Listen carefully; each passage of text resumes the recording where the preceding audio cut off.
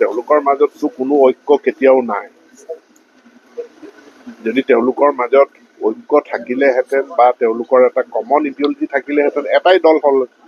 যিহেতু common ইডিঅলজি common agenda নাই, সেইকাৰণে বেলেগ বেলেগ দল হৈছে। এতিয়া বেলেগ বেলেগ দল মানে বিজেপিক পৰাস্ত কৰাৰ কাৰণে একত্ৰিত হোৱা। এতিয়া তেওঁলোকে তাৰমানে সাপ নেউল চব বাঘ হৰিণা চব একেলগ হ'ব লাগিব, যিটো সম্ভৱপৰ নহয়।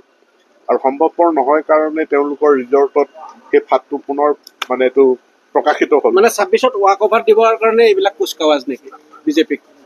মই নাজানো ৱাক অভাৰ তেওঁলোকে দিয়াৰ যোগ্যতা তেওঁলোকৰ আছে নাই। ৱাক অভাৰ দিবলৈ হ'লে কোনোবাই খেলি মানে তেওঁৰ সেই সক্ষমতা থাকিব লাগিব। সক্ষমতা থকাৰ পাছত যে মই নেখেলো, মই প্ৰতিদ্বন্দ্বিতা নকৰোঁ, সেইটো ৱাক অভাৰ কয়। কিন্তু তেওঁলোকৰ প্ৰতিদ্বন্দ্বিতা কৰা আজি বিজেপি নেতৃত্বাধীন NDA যি হাৰত যি মাত্ৰাত তেওঁলোকে অসমখনক আগুৱাই লৈ গৈছে, এনে পৰিস্থিতিত অসমৰ ৰাইজে এনেকুৱা বহু বিভাজিত বা তেওঁলোকৰ মানে আদৰ্শবিহীন এটা ৰাজনৈতিক মঞ্চক মানে প্ৰশ্ৰয় দিব বুলি আমি নাভাবোঁ।